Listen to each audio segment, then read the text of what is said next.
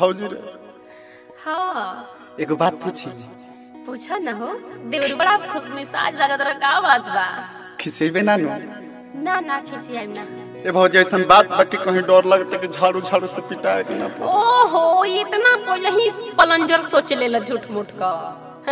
तो पूछी। अरे पूछा हो का बात बा? पूछी नु एकदम दिल खोल के तला सुना सुना दो। तोरा हलियन हरिया आंगन भीतरिया